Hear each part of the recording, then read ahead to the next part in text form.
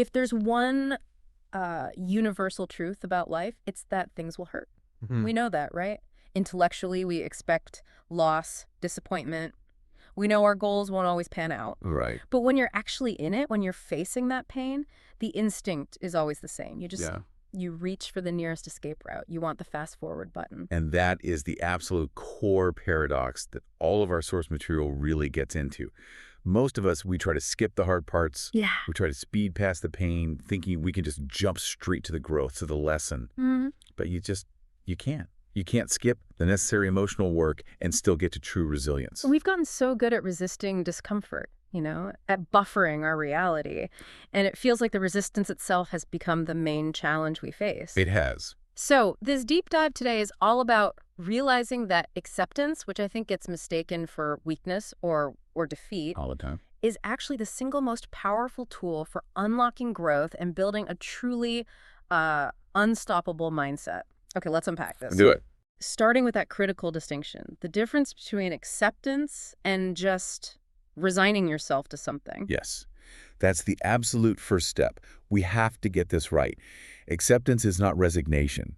It isn't being passive. It's not weak. It's not giving up on what you want. Right. That is the big misconception we have to just dismantle right away, especially for someone who really wants to get this. Because giving up, that implies a lack of power. Yeah. But acceptance, the way the sources define it, actually sounds like an incredible assertion of self-control. It is. It's radical honesty with yourself. It's not about saying, oh, I'm okay with this happening. It's saying, this happened, it hurts, I feel it, and I will survive it. That last part feels key. I will survive it. It is the key. Resignation says, I can't change this, so I guess I'll just suffer. Acceptance says, I can't change the past event, but I damn well can control how I process it and move past it. I think the most powerful insight from the sources here is what happens when you don't do that, the high cost of resistance. If acceptance gives us power, what are we doing to ourselves when we deny or resist pain? Well, when you actively resist, Yeah. when you deny a difficult reality, the pain, it doesn't just evaporate, it lingers. It gets stored in your emotional and psychological landscape. And here's the silent danger. That denied pain starts to shape your future decisions unconsciously. Okay, walk us through that mechanism, because the idea that pain you're avoiding is still at the steering wheel of your life, that's incredibly unsettling. It's a psychological defense mechanism. I mean, think about it. Resistance takes a huge amount of cognitive energy. You are constantly suppressing what's actually true. Right, it's exhausting. Exactly. And that suppression leads to cognitive fatigue. So when you're tired, what do? You fall back on known, safe patterns. The suppressed emotion, let's say it's fear from a failure, it becomes a hidden bias. It steers you away from anything that looks like that old failure. So you start repeating patterns of avoidance. Or worse, you get into self-sabotaging behaviors that give you some temporary comfort, but long-term, you're just stuck. So by choosing to avoid that short-term discomfort, we're essentially handing over control of our future to this shadow version of ourselves. A frightened version. A frightened version that's running on old, unhealed data. Precisely. You avoid the pain of acknowledgement, but you give that pain total control over your freedom. Acceptance is the first step to liberation because it forces you to look at reality without judgment. It lets you take the steering wheel back from that shadow self. And once we, internalize that acceptance is necessary, we run straight into the next hurdle, the actual emotional processing. Yeah, the messy part. This is the messy, uncomfortable part. It's the part our culture just loves to shortcut, right? We're always told, be positive or focus on the solution or just get over it. But what the source material insists on is that you have to feel the weight of it. The heavy crying, the journaling, the quiet reflection. Why is that heavy lift so systemically required? Because your healing isn't just philosophical. It's physiological. Yeah. Emotional processing is literally how the nervous system recalibrates. Okay. If you experience a betrayal or a major loss, your system goes into a stress response. Sympathetic activation, fight or flight, trying to move on while you're still physiologically trapped in that state. It's impossible. So when you say recalibration, we're talking about moving out of that high alert state. How does feeling the pain actually help that physical shift happen? The full expression of the emotion, sadness, appropriate anger, deep grief, it acts as a release valve for that trapped physical energy. Ah, I see. You're literally signaling to your body that the acute danger is over. It's time to shift back toward the parasympathetic nervous system, rest and digest. You just can't skip it.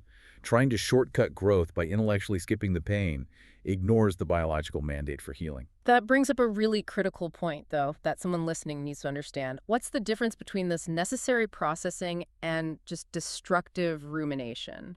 A lot of people confuse dwelling with healing. Oh, that's such an essential distinction. Processing is forward-moving. It seeks closure, integration, a lesson. It involves feeling the emotion and then asking, okay, what does this mean for me now? Right. Rumination, on the other hand, it's cyclical. It's trapped in the past. It's just replaying the trauma or the injustice over and over and over. With no resolution. No resolution. You're just seeking blame or confirmation that you're a victim. And the body stays stuck in that stress loop. Processing is about integrating the pain into who you are so you can move forward. Rumination is about reliving it so you stay trapped. And that's where that beautiful but difficult analogy comes in. The sources are so clear on this. The storm has to pass through you before the sky clears. You can't stand outside the storm and wait for it to be over. You have to let the internal weather, the ugly parts, the tears, the anger, you have to let it happen until the system completes its work, and only then. Only when the system is recalibrated can genuine perspectives start to form. And that clearing, that internal clearing, leads perfectly into the ultimate payoff, right? The growth mindset shift. Yes. Once the acceptance and processing have happened, you gain this fundamental, almost shocking change in how you see adversity. And this is where it gets really interesting. The true magic of acceptance is realizing that the bad event isn't just something you survived, it's something you learned from. Yeah. It's the central idea of resilience. You shift from that victim mindset of, why did this happen to me, to the powerful realization that, okay, bad things happen, they hurt, but they are my teachers. But when you're, neck deep in suffering, the idea that an event is a teacher that can feel a little hollow, what are the specific, concrete lessons that get unlocked when you take this non-resistant view? They're actually extremely practical. When you stop fighting the reality of what happened, the data becomes clear. You start learning things about your own behavior. Like what? Like which warning signs you ignored before, or what boundary you failed to set that led to the disappointment. That's so powerful. It's not just some abstract wisdom. It's pattern recognition. Precisely. You get so much more clarity on your emotional triggers, your default reactions. Yeah. You see patterns in relationships or career choices you never would have noticed while you were in denial. So you avoid repeating mistakes? You avoid repeating mistakes because you finally understand the root cause of the last failure. And critically, you find this depth of compassion for yourself and for others that really only comes from having walked through the fire. So the event itself doesn't change. The betrayal still happened. The loss is still real, but its function in your life completely transforms. Yes. The pain stops being a prison that holds you back, and instead it becomes a ladder. A ladder for ascension, because it provided the leverage you needed for growth. It's the difference between being defined by a past hardship and being refined by it. The hardship becomes evidence of your tested strength, not just, bad luck. You're integrating it into a narrative of empowerment. Okay, so for everyone listening who now understands the why and the what, we need to deliver the practical application. This has to be the detailed, actionable guide for what to do when the next inevitable storm hits. Absolutely. The sources lay out a 6-step process for moving through pain effectively. It's about making sure that acceptance translates into action and growth. And we should frame this as a continuous feedback loop, not a one-time fix. Let's walk through it. Step 1 is the crucial first move. Name it. Yes. You have to validate the reality of your emotion. Don't be general. Don't just say, I'm having a bad day. Be specific. Be specific. Say it out loud to yourself or to someone you trust. I am experiencing grief over the loss of that opportunity. Or this betrayal hurt me, and that pain is real. Naming it makes the emotion manageable. It pulls it out of that abstract cloud of anxiety. That validation then empowers you for the second step, which is arguably the hardest one. Feel it. Feel it. This is the anti-avoidance step. You have to fight that urge to numb, to distract, to run. It means letting the emotions flow completely. If you feel anger, use physical methods to safely release it. Intense exercise, scream into a pillow, whatever works. If you feel sadness, let the full wave of tears and grief pass through you. You have to give the emotion permission to exist fully for a while so that the nervous system can do its recalibration work. And once that peak emotional wave starts to subside, then comes step 3, reflect on the lesson. And like we said, this isn't about forcing an immediate answer. No, it's an investigation. You're just asking questions. What behavior of mine contributed to this? Or what truth about this relationship am I finally being forced to confront? You just observe what the experience is teaching you. Right. Without judgment.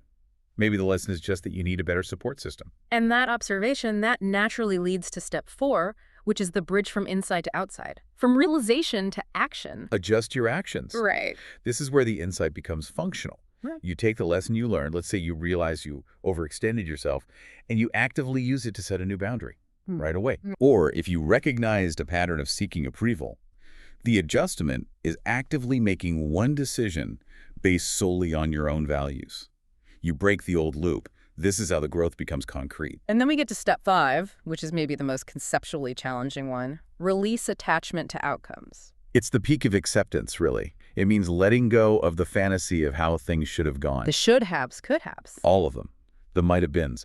You realize your control is limited entirely to your inner world, to how you respond to what's happening now. You can't control the external result. And when you let go of needing that certainty, you free up a massive amount of internal energy. And finally, step 6, celebrate resilience, acknowledging that you survived and learned something. We're so often trained to just move on silently. Step 6 says no.